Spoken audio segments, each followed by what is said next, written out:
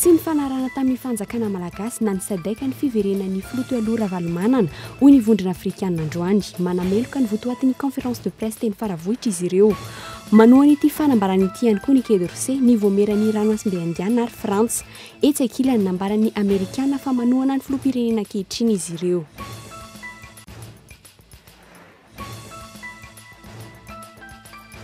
Voamarina fa Diego ny ipetrahan'ny filoha teo aloha Ravalomanana marika nandritra ny fotoana tsy voafetra, misy mpitsabo manokana sy mpitandro filaminana voaofana tandro ny ainy.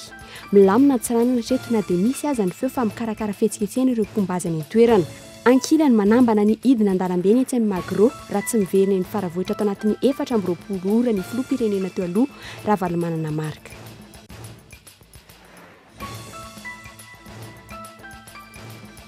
Nivoaka omaly ny lisitra vonjimaika na prelista ny fampidirana mpampianatra firama miisa ray alina ho an'ity taona ity.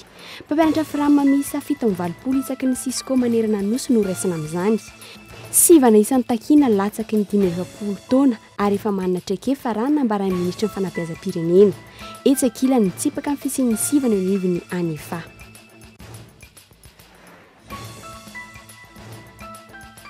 Any ivelany, raha ny fanadihadiana nataon'ny OMS mety ho tafakatra 10,000 hatramin'ny 2 alina isan-kerinandro ireo marary voan'ny Ebola any Afrika andrefana manomboka amin'ny volana Desambra izao. Mampaneno lakinosy araka izany ny firenena mikambana miantso fanampiana anohanana ny hetsika famongorana ny Ebola aty Afrika. Ny andindinin'izay avy hatrany.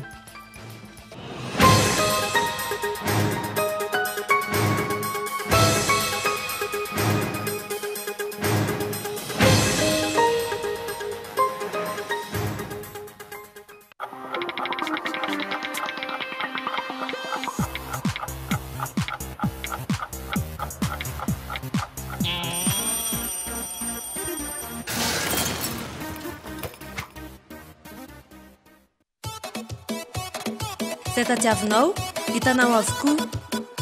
Premier choix, première qualité, TV LED, marque originale, subwoofer, synthétiseur, lecteur, sonorisation. Hitanao any magasin Baolay. Baolay ny tsara trano. Du grand spectacle arrive sur Canal+.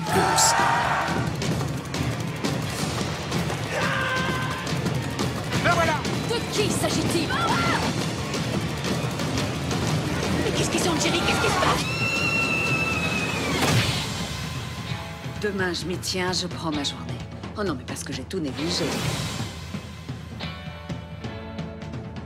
Les films et les séries qu'on aime sont sur Canal+. Le décodeur est à 40 000 arrières seulement pour tout paiement par prélèvement bancaire. Canal+.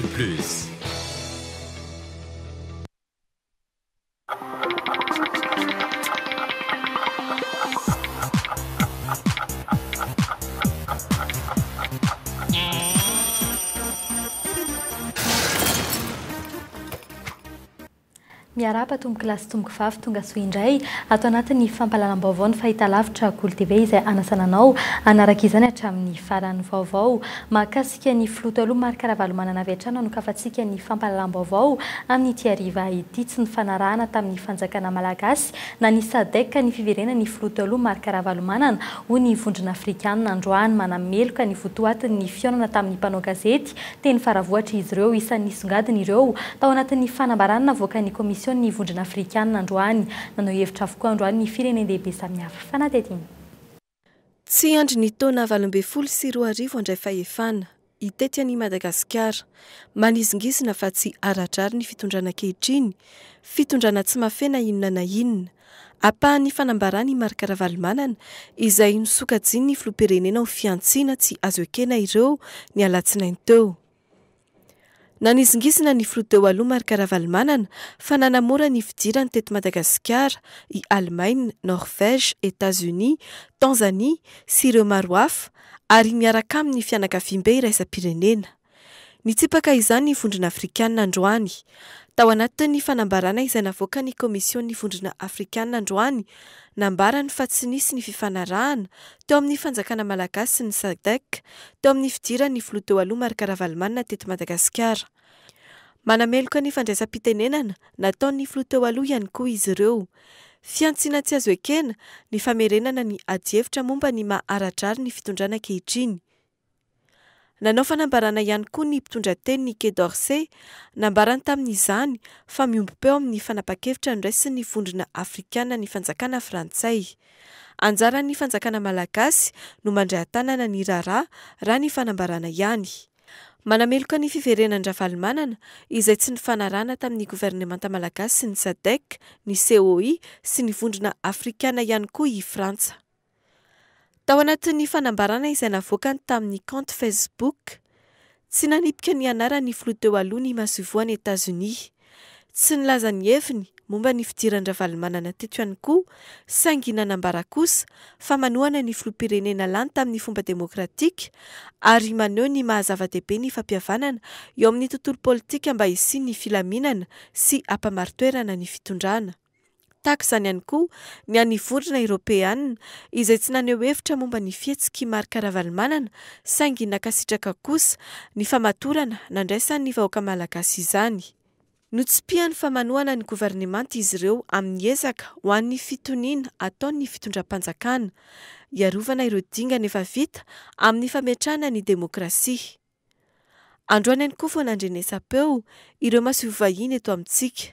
Tsy mandany amin'izana amin'izy ary tsy mbola manan-kevitra lohatreto ny firenena mikambana, hoy Fatima Samoura. Donc je ne peux pas savoir ce que les Nations Unies vont faire sur une chose qui ne s'est pas encore passée. Tsy afaka mbola milaza izay ho ataon'ny firenena mikambana ao amin'izay zavatra mbola tsy mitranga akory. Mais par subsidiarité, c'est la SADC qui doit se prononcer. Tsapa arak'izany fa samy nanana ny fomba nitondran'ny fanehoan-keviny ny fianakaviam-be raisam-pirenena mikasika ny fiverenan-dravalimanana. Ny raisan'izy ireo dia ny fanohanana ny fanapa-kevitra niraisin'ny fitondram-panjakana momba izany. Tsikatra ihany koa fa tsy nisy nanipika manokana ny resaka azon'olombelona rehefa niresaka ny filoha teo aloha marika ravalimanana. Antony mampametra-panontaniana ny hoe efa nisy ve ny fifanarahana avolenta fa mety ho fiatsaram-belatsia ara-diplomatika ihany ny fanambarana samihafa ankehitriny. Manomboka fantatra ankehitriny momba ny fahatongavan'ny filoha teo aloha marika ravalimanana teto Madagasikara, tsy nilaza tamin'ny manam-pahefana taty Afrika Atsimo ny fiaingany tampoka izy ary nandeha fiaramanidina manokana efa manomboka fantatra ny antsipirian'izany tao Afrika Atsimo raha toa ka mbola maizina kosa tany fomba nivezivezeny teto Madagasikara talohan'ny alatsinainy maraina. Fanampanazavana. Araka ny fanadidinana nataonay ny asabotsy alina no niainga taty Afrika Atsimo ny jet privé na ny fiaramanidina manokana nitondra ny marika ravalimanana. Efa misokatra ny fanadidina mahakasika izany ao Afrika Atsimo ankehitriny, mikaroka ny marina momba izany ny governemanta any an-toerana. Raha ny vaovao voaray hatreto nandositry marika ravalimanana fa tsy nahazo alalana avy amin'ny fitondrana afrikana tatsimo hiala ny an-toerana manam-pirofo izany ny fanambarana nosoniavy ny vadin'ny Jacob Zuma tamin'ny alalan'ny vondrona afrikana fa tsy ny fanarana tamin'izy ireo ny fiverenan-dravalimanana tampoka teto, izany hoe ny fialany tany ihany koa. Araka ny fanadidinana nataonay hatrany raha ny filazany tamin'ny autorité dia efa nisy resaka ny fanaovana ka efa milamina ny fiverenana eto Madagasikara fa tsy nilaza kosa izy fa hiainga avy hatrany asabotsy hariva. Manao fanadidina mahakasika izany ny fanjakana afrikana tatsimo ankehitriny, eto Madagasikara kosa tsy mbola mazava ny dingana ho atao. Manaraka fiverenan'ny filoha teo aloha marika ravalimanana nina réaction madame nina réaction faut de ohatran'ny olona rehetra manara-baovao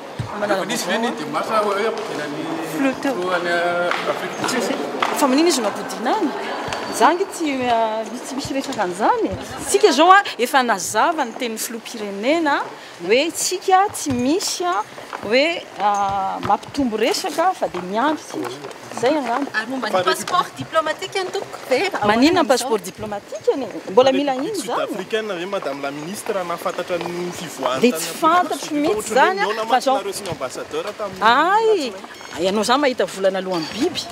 Tsy mbola voafaritra mazava hatreto ny hoe taiza marina no mipetraka io fiaramanidina manokana nitondra ny filoha teo aloha io, tsy maintsy nisy anefa ny raintsika makomba tamin'izany teto Madagasikara ny fiara-nitondra azy sy ny sisa nandritry ny alahady hatramin'ny alatsinainy maraina.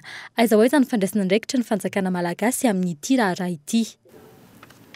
Favafarany voaray amin'izao fotoana izao fantatra fa misy fivoriana atao eny amin'ny lapam-panjakana eny Mazoarivo tsy mbola fantatra ny votoatiny hatramin'izao ora fanombohan'ny fampahalalam-baovao izao araka ny feo mandeha kosa nefa dia misy ifandraisany amin'ny fandravana ny governemanta izany andrasany ny fanampim-baovao mahakasika ny antsivoriana izay fantatra kosa fa hisy fivoriana raha ampitso ho tanterahany ireo mpanao politika vitsivitsy izay tsy manana deputé ary mikendry ny toerana sy te hiditra ao anatin'ny governemanta ny amoahana karazana charte républicaine no tanjona amin'izany eny amin'ny résidence tournesol Andorano fotsy izay fantatra fa ny antoko avy no antanterahany izany fivoriana izany ho an'ny rahampitso.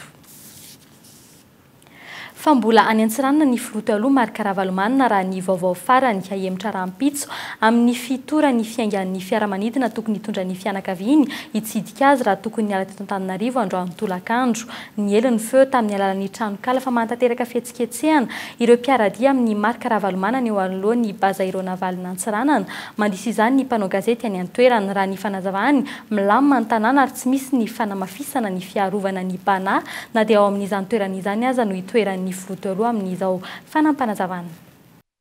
Eto aloha mbola tsy fovoary fa ny journaliste savovory hoe ty andeha nantony fa mbola tsy tamarena izay nanao tour de ville fa mbola tsy misy an'izay mbola lamina tsara ohatrany andavanandro ihany etika atao zareo fa ao amin'ny sécurité mbola ohatrany andavanandro ohatrany tsisy mimina reny.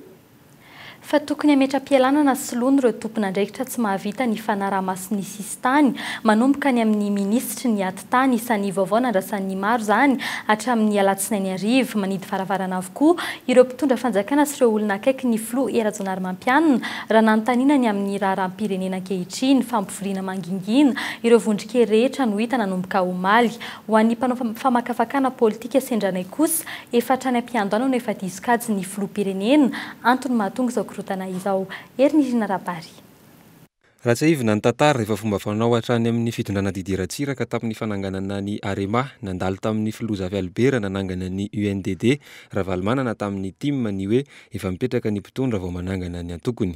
Mbola izay ihany koa nataon'ny filoha ankehitriny nanangana ny HVM tsy nisy nasolombavambahoaka iray aza lany tamin'ny lokon'ny HVM nefa dia nitsangana ho isan'ireo maro anisa ihany koa ny vondrona parlemantera nyty antoko ity.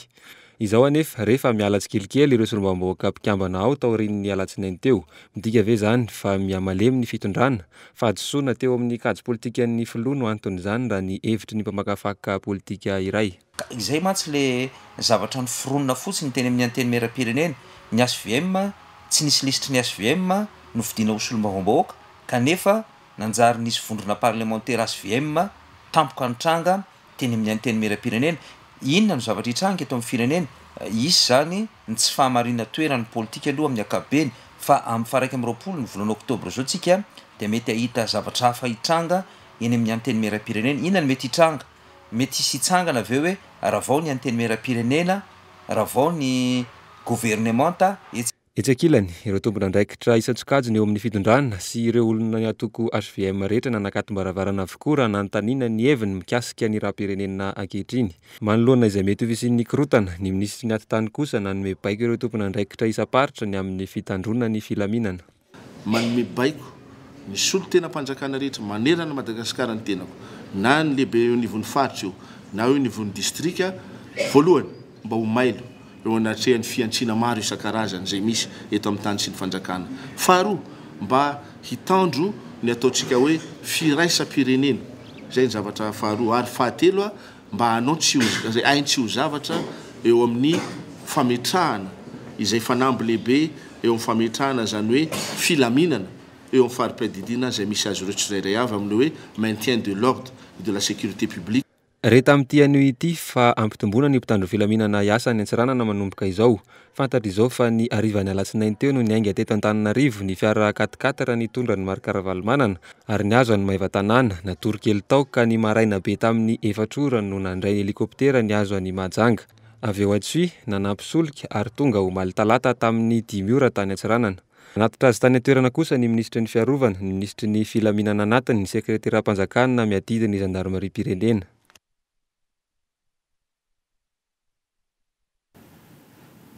fa tsy raikitra tamin'ny ora farany ny fiona teo amin'ny flo Erazonarmampianina sy ireo solombavam-bahoaka mpikambana ao amin'ny vondrona parlementera dim raha ny fanazavan'izy ireo angataka alalana iona amin'ny flo telo marika Ravalomanana any amin'izay toerana hitana anazy no antondian'izy ireo etsakilany nanamafy reto solombavam-bahoaka ireto fa tsy nanaraka ny lalàna ny fomba nisy samborina sy nametrahana amin'ny toerana voaharo na résidence surveillée ity flo teo aloha ity fanampanazavana.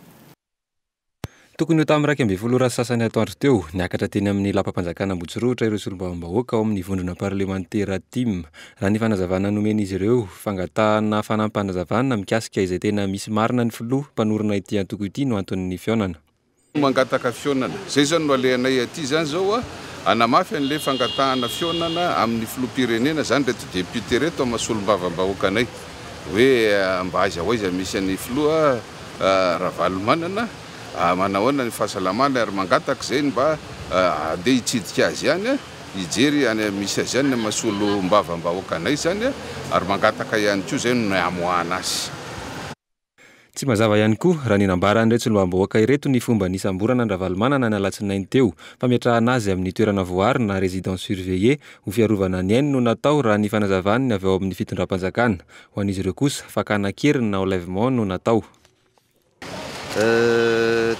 Raha raisina zany fa ao anatin'ny mandat de dépôt président Marc Ravalomanana dia inona no ilazana fa teny izay tokoa le izy ny didim-pitsarana avoaka ve teo aloha iny mbola baraingo mipetraka momba an'iny raha ohatra ka nalaina izy dia napetraka tao anatin'izay hoe résidence surveillée zany hoe mandat de dépôt zay tena légal tokoa ve zay zavatra zay mametra-panontaniana ihany koa zay amin'ny mahalégal na tsy mahalégal zay zavatra zay aminay aloha zany tsy dia tena légal loatra le izy satria be dia be ny procédure tsy ny respecté natao anatin'izay zavatra zay. Raha ny vaofarany voaray tsy tanteraka ity fiaonana teo amin'ny solombavam-bahoaka TIM sy ny filoha Rajonarmampianina ity mbola hijery fotoana hafa ny filoha iresahana amin'izy ireo hoy ny avy ao amin'ny fiadidina ny République. Faniona tamin'ny fianakavian-Ravalomanana kosa teny faravohitra ny Prime Ministre Kolo Roger io maraina io taorian'ny fangatan'izy ireo ny ona amin'ny fitondram-panjakana mahakasika izay vaovao marina momba ny filoha teo aloha Ravalomanana tonga nanamafy teny ny Prime Ministre fa salama izy ary afaka mamangy azy any Antsiranana ny fianakaviana efa androany maraina no saika hihazo any Antsiranana hitody sy hilalao Ravalomanana noho ny olona teo amin'ny fitaterana nefa voatery tsy maintsy nahemotra izany dian'izy ireo izany raha tsy ahivina 2 ora taoriany nahatongavan'ny filoha teo aloha Ravalomanana vao naneho hevitra ny Prime Ministre rehefa nametra-panontaniana ny maro ny tsy nahitana azy ny hatramin'ny alatsinainy fanamafisan'izay efa nolazain'ny filoham-pirenena ihany no tena votoatin'ny fanambarana ataon'ny Prime Ministre fanampanazavana. Ankehitriny dia azoko ambara aminareo fianakaviany sy ny vahoaka malagasy fa napetraka amin'ny toerana sahaza azy izy salama tsara izy ary misy mpitsabo manaraka azy any. Eo amin'ny fifandraisan'ny Madagasikara amin'ny any ivelany kosa tsy misy afa-tsy ny fito isan-jaton'ny fandranan-entana ataon'ny Madagasikara no lasany amin'ny tsena regionaly toy ny SADC sy ny COMESA lesika ao an'ny Madagasikara ny tsy fahafantarana ny lalam-barotra sy ny vokatra ilain'ireo mpanjifa ankoatr'ireo vokatra efa fanondrana tafiditra anatin'ny tinady amin'izao fotoana izao ny huiles essentielles sy ireo vokatra natoraly na bio zava-dehibe arak'izany ny fanofanan'ireo solotena ara-diplomatika araka ny fanazavany Italie Générale ny ITBM isan'ny andrasana amin'izany fanokafana ny tsena ho an'ny Madagasikara fanampanazavana. Tombony ho an'ny sehatra tsy miankina dia mba ahafahana mameno ilay ataontsika hoe paikatsy ny rafitra misy ahafahana ny sehatra tsy miankina zany manana relais any amin'ny tanàna izay misy représentation Madagasikara satria tsy aro vitan'ny sehatra tsy miankina nampandraraha no anoy na anana présidence permanente mandra-pahavitatsika hoe mba misy orinasa malagasy izay manana ino moa zany masoivo. Iverenantsika ny pejin'ny politika manome 4 ora ny fitondram-panjakana ny zanakidady etsy amin'ny Macron ny iverenan'ny filoha taloha Marc Ravalomanana eny Faravohitra no takin'izy ireo amin'izany ary hidina an-dalambe izy ireo raha toa ka tapitra io feim-potoana io ankilany samy tsy misy mahalala ny toerana sy ny ora ny diran'ny Marc Ravalomanana teto Tanindrazana na ny mpitondra fanjakana na ireo mpombazy etsy amin'ny Macron fanatedina. Nilaza nidina an-dalambe ireto mpitolona eto amin'ny Macron ireto aorian'ny 4 ora angatan'izy ireo iverenan'ny filoha teo aloha eny Faravohitra. Zahay tsy antany hoe aiza dadanay fa nanay avoay aingana président Marc Ravalomanana. Avoay président Marc Ravalomanana. Nandalo deniserana ny filoha teo aloha ho an'ireo mpombazy etsy amin'ny Macron. Ny fiverenan'ny Ravalomanana etsy Faravohitra indray no takin'ireo mpiaradia aminy ankehitriny. Raha 10 taona mahery no nandrasana ny fiverenany eto Madagasikara dia antenain'ireto olon'ny Macron ireto fa ho fohy kokoa ny fotoana iverenany etsy Faravohitra. Avoay dada, izay no ambety tenin'izy ireo. Samy manana ny heviny momba izay fomba ny iverenany teto Madagasikara nefa izy ireo. Tsy nafantatra alongany fa izy efa tonga teto tamin'ny maraina tamin'ny zomavo tamin'ny latsinainy plutôt vao nafantatra hoe tonga izy. Hatramin'izao mbola tsy nafantatra.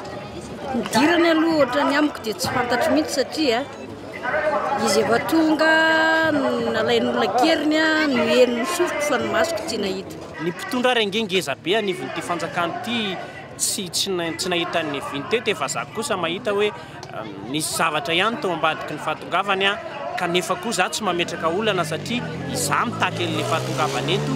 Raha ny zava-nisy tena toerana androany ny avitsy ny tonga ny vory saingy nilaza kosa izy ireo fa ia mafy ny fitakiana. Aza miandro hoe ty baiko tsy misy baiko zany e. Vahoaka ny tompony fahefana zay atao leroa ka mavaka mitsangana andesa brôposaky reo andesy pilitsy reo andesy raha iaby io tsy maintsy miverina eto 24 heures tapitra mila very eto président Marc Ravalomanana.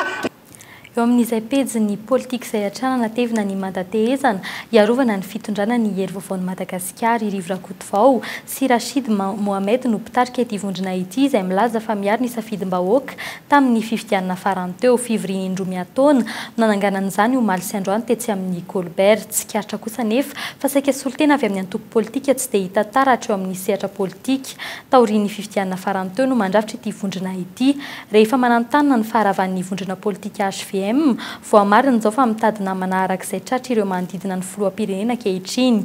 Nanapirofo izany ny fanatrehan'ny minisitra Pernas izay mpikambana ao anatin'ity antsoina hoe vondrona miaro ny safidim-bahoaka sy ny ara-dalàna ity. Mampimetra-panontaniana ny fijoron'ity vondrona ity ilaina ve ny tahaka izao sa mananontany indray ny fiverenan'ny krizy fanampanazavana.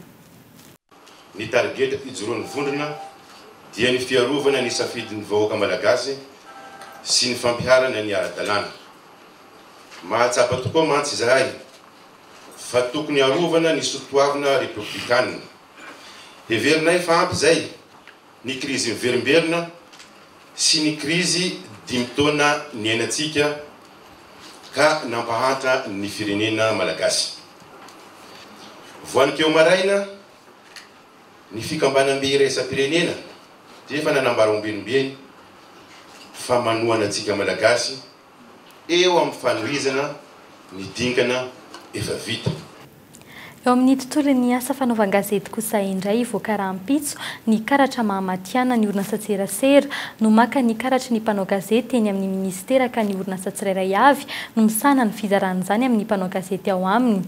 350 ny mpanao gazety fantatra fa azy izany karatra mahamatiana izany ny tsy fahatongavan'ny sary ny mpanao gazety sasany no tsy nahavitany izany androany raha ny fanazavany ministeran'ny serasera raha toa ka olona teo amin'ilay trano pirinty nanonta azy kosa nambara ny loharanom-baovao fa tsy nahavitany ity karatra ity ara-potoana. Dia izay koa ny vadiantsika eo amin'ny pejin'ny fampianarana ny vokomaly ny lisitra vonjimaika ahitana ny anaran'ireo mpampianatra firama tafitra ho mpiasam-panjakana amin'ity taom-pianarana ity. Mpampianatra firama miisa 720 isaky ny fahampiadidy mpampianarana manerana ny nosy no raisina amin'ity taona ity. Mbola lisitra vonjimaika na prelista ireo ary mbola isy fiovana izany afaka tapabolana. Mpampianatra subventionné latsaky ny 50 taona rehefa manana traikefa ireo no fepetrana anaovana ny sivana raha nambara ny ministra ny fanabeazam-pirenena etsakilany mitsipaka ny fisiny sivana ny avy anivony anefa Michel Aranardzon. Nivoaka omaly ny lisitra vonjimaika na prelista ny fampidirana mpampianatra frama miisa ray alina ao amin'ity taona ity. Eny amin'ireo PP no ahitana izany raha ny eto Antananarivo, eny amin'ny Sisiko kosa ho an'ireo faritra. Mpampianatra frama miisa 720 isaky ny Sisiko amin'ny ankapobeny no niraisina tamin'ity taona ity raha ny fanazavana. Raha niteraka resabeny amin'ny sivana tamin'ny fampidirana mpiasa-panjakana ity, nanamafy ny ministra ny fanabeazam-pirenena fa nisy tokoa ny sivana tamin'izany. Efa nivoaka ninomboka omaly ny anaran'ireo mpampianatra ho recrutena zany le liste tany zany préliste le préliste zany misy anaran'olona zany ary efa nivoaka le izy dia mila correction mila surveillance mila vérification au niveau an'ny Sisiko rehetra au niveau an'ny era Madagasikara zany critère efa fantatritsika foana hoe critère zany voalohany indrindra dia ny taona zany latsaky ny 270 taona dia manaraka an'izay ihany koa ny année d'expérience zany mitondra anazy dia généralement zany olona subventionné daholo zany satria ny olona subventionné no fantatra exactement. Arak'izany mpampianatra frama latsaky ny 570 taona subventionné rehefa niasa aman-taonany, ireo no fepetra nanaovana ny sivana tamin'ny fampidirana ireo mpampianatra frama ireo. Mitsipaka ny fisian'ny sivana nefa ny eo anivon'ny anefa rehefa nanontanianay. Araka ny fandaminana aloha dia hoe ny mpampianatra frama rehetra, ny mpampianatra frama satria izay zany tena nangataka mihitsy hoe le critère zany sarotra be raha eto amintsika eto amin'ny fanabeazam-pirenena satria ireo mpampianatra ireo efa samy nampianatra nandritran'izay ka hatramin'izao. Dikan'izany tsy tokony mihitsy misy critère hoe manana diplôme zao na manana na fahelan'ny asana zao fa hoe rehefa mpampianatra frama izy tokony mananjo recruter. Dia izay ao anivon'ny anefa zany mitazona an'izay zavatra hoe recrutena daholo ny mpampianatra frama fa ny fampidirana azy fotsiny zany tokony efa mandeha moa fandaminana hoe firy aloha 10 000 aloha raisina amin'izao amin'ny herintaona misy 10 000 dia izay voafoaka ao anatin'ny 10 000 izay ihany fa tsisy le critère. Ito indray ary ve araka zany ny hetsiky ny mpampianatra frama raha toka hiatra tokoa io sivana io. Ny farany volana izao fa raha fatarana no hivoaka ny lisitra ofisialy ny ireo mpampianatra frama lasa mpiasa-panjakana miisa ray alina manerana ny Madagasikara. Vaovao avy any amin'ny faritra kosa indray efa akaiky ny fitoam-pihotazana lidisiany amin'ny faritra Tsinanana tsy ampy anefa ny herinaratra ao an-tampon-tanànan'ny Tomasina tsy mahafeno ny fifanarahana amin'ny famatsiana jiro any an-toerana ny orinasa Eneleka noho izay tsy maintsy misy ny fahatapahan-jiro raha nambarany avy anivo ny Jirama. Zarara misy ny 5.9 ny herinaratra voasoratra ao anatin'ny fifanarahana no vokariny ity orinasa ity nangataka fifanarahana vaovao araka izany Jirama. Sorakotindriny. 420 megawatt ny herinaratra ilain'ny tanànan'ny Tomasina isan'andro. Amin'izao fotoana izao anefa 40 megawatt ihany ny tanjaky ny herinaratra misy any an-toerana. Vokatra izay tsy feno araka ny tokony ho izy ny filanim-ponina herinaratra. Manoloana io zava-mitranga io nanao fanambarana ny avy eo anivon'ny Jirama mikasika ny fitsinjarana sy ny famatsiana jiro amin'ny tanànan'ny Tomasina. 7.3 megawatt ny herinaratra vokarin'ny orinasa Jirama amin'ny alalan'ny groupe termique sy ny tohadrano ao Volobe. Tsy ampy amin'ny filanim-ponina anefa io ka mahatonga ny Jirama nanao fifanarahana tamin'ny orinasa Enelek mba hamokatra ny herinaratra fameniny. Andihana groupe termique maromaro no ananan'ity orinasa tsy miankina ity izay afaka mamokatra hatramin'ny 3.4 megawatt. 7.4 megawatt ny fifanarahana eo amin'ny Jirama sy ny Enelek. Amin'izao fotoana izao anefa 4.7 megawatt ihany ny herinaratra vokarin'ny Enelek, izany hoe 4.7 ny fifanarahana ihany. 2 na 3 amin'ireo groupe eo amin'ny Enelek voalohany ihany no mandeha. Ny Enelek faharoa kosa dia efa hatramin'ny volana Aogositra no tsy namokatra intsony noho ny fahasimban'ireo groupe. Ho an'ireo groupe 420 marque cumain anaty conteneur kosa indray, raha 2.3 megawatt no tokony tanjaka ho vokarina, 4.3 megawatt ihany anefa no tanjaka mivoaka noho ny fahasimbana amin'ny fitaovana sasany. Noho izay, nanome safidiny Enelek tamin'ny alalan'ny filazana an-gazety ny Jirama, na izy ireo mameno ny 7.0 megawatt anatin'ny fifanarahana, na izy ireo manena ny fifanarahana ho 10 megawatt mba hahafahan'ny mpandraraha hafa mameno ny banga. Pejin'ny sosialy miisa 330 ireo olona nahazo fanampiana amin'ny tany sy ny fambolena androany noho ny tetikasa natao ny fikambanana tsy miankina iray tany mirefy 20 hektara no zaraina amin'ireo olona ireo ny fananganana tanàna lehibe no tanjon'ny fikambanana amin'izany fanadina hoentin'ny Mikaela Ramarila. Tery Antananarivo.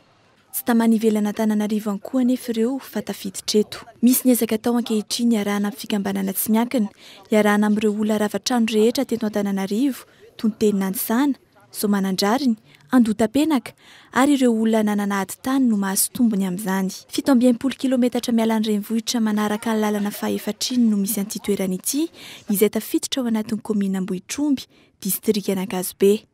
330 no voakasika ity tetikasa ity. Raha ny hoe ampy aloha zany hoe indrina ny tehanana tokony mbola iampy fa saingy hoe hatreto aloha dia io aloha mifanaraka amin'ilay tetikasa atao satria ilay zavatra atao fiompiana dia miainga tsikelikely aloha ilay izy. Ahoana fomba hatamanam-ponina eto?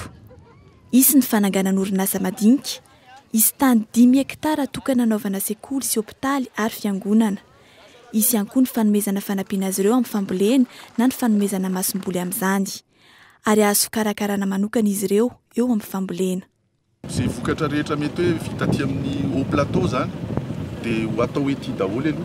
Apetraka lehilahy amin'asa satria tsy ho vitan'ny olona izay tonga eto aloha zany ny apahany tsy maintsy ho atomboka. Araka ilay tenen'ny président hoe atomboka aloha zany ny dingana voalohany dia ao afanatotosana an'izay dingana voalohany izay tsika androany. Eo amin'ny 5 alina sy 1 hetsy ariary eo ny vola mivoaka amin'ny tokantrano iray omena ny tany. Voly karakarana tota-taratasy samihafa ireo. Dia rehefa mandeha dia be dia be ireo mpisoloky tafiditra ao anatin'ilay izy maka vola tsiroa manambara amin'ny fomba ofisialy fa na ny rahalahako ray tapo amiko raha dia mitovy daholo satria ny verina fa tokony hitovy zo malagasy ka ho anay na mpahamena nandray azany folo zany dia very volana izy fa ny mangarahara dia apetraka tanteraka ao anatin'izao fizarana ny tany izao. Ny anjarany tsirairay avy 300 mètres carrés ny panajary sy ny topografia. Ny fanomezana maimam-poan'ireo tampim-panjakana apetraka fotsiny ho an'ireo rava-trano no takin'ny Afary Malagasy. No tanterahina androany ny fanomezana izany tany izany ho an'ireo fianakaviana pahany voalohany mpikambana ao amin'ity fikambanana ity. Mbola fanontaniana mipetraka kosa ny hoe misy drafitra matipaika ve handrindra ny fanorenana trano amin'itony toerana itony sa ahoana? Fa eo amin'ny maresaka avy any ivelany kosa indray raha ny fanadihadiana nataon'ny OMS mety ho tafakatra any amin'ny 5,000 hatramin'ny 2 alina isan-kerinandro ireo marary voan'ny Ebola any Afrika andrefana manomboka ny volana Desambra ho avy izao. Mampaniny lakolosy araka izany ny firenena mikambana miantso fanampiana anoanana ny hetsika famongorana ny Ebola aty Afrika. Tsy voafehy ity aretina ity hatreto ary mety hikatony tanteraka ireo ny seranam-piaramanidina Eoropeana rehetra mihazo ireo firenena Afrikana hiaran'izany aretina izany. Fanadihadiana teo amin'ny sariny France 24. Mangataka fanampiana toy ny fandriana hatramin'ny 540 fanampiana ny efa misy amin'ireo firenena Afrikana voan'ny Ebola ny firenena mikambana. Omaly nanao antsy fanarana mahakasika ny fianaka ny tsy mikaretina Ebola ny tompona andraikitra iray misahana fahasalamana ao amin'ny firenena mikambana. Ahina tsy ho voafehy intsony ity arety mandozy ity raha ny filazan'izy ireo tamin'ireo olona miisa 4,740 nanaovana fitiliana ary nahitana ny tsy mikaretina ny 7,704 efa maty izany hoe ny 50 hatramin'ny 70 isan-jato raha ny tatitra ny voaka ny sampany fahasalamana eo amin'ny firenena mikambana na ny OMS. Raha ny fizotra ny toe-draharaha vinavinaina hatramin'ny 7,000 ny olona ino voan'ity aretina ity na ifindrana hatramin'ny farany ity herinandro ity. Mitombo manaraka izany ihany koa ny fianaky ny aretina any amin'ireo firenena 3 tena voakasiky ny Ebola Afrika andrefana, Sierra Leone, Guinée ary Liberia. Mety hatratra hatramin'ny 70 isan-jato ny fianaky ny aretina ary mety hitombo 5,000 hatramin'ny 2 alina ireo maty raha ny fanadihadian'ny OMS hatrandry. Raha tsy hiviny na hatratra 2,34 ireo olona maty araka ny tatitra ny voaka ny 7 oktobra lasa teo ary ny atsasaka mahery amin'ireo dia tany Liberia avokoa. Etsakila nefa nitsatra ny fitokonana nataon'ireo tompony andraikitra ny fahasalamana ao Liberia tato anatin'ny 2 andro ho fitandrona ny fahasalaman'ireo marary. Fitakina ny fanatsarana ny fiarovany fahasalaman'ireo mpitsabo. Any Sierra Leone kosa indray nidina an-dalambe ny ponina anohatra n'ireo mpitandro filaminana nambara fanaka ny razan'ilay marary ahino voan'ny Ebola. Isany arety mandringana enjana indrindra tato anatin'ny 50 taona farany ity mitranga ankehitriny ity raha ny taremarika amin'izao fotoana izao. Dia izay koa no entina manakatona ny fampalam-baovao tamin'ny teny malagasy tamin'ny tian'io ity amin'ny 7 latsaka fefany noraninao indray ny fampalalam-baovao amin'ny teny frantsay ny tena kosa metraka ny veloma ho amin'ny rampitso indray veloma toko.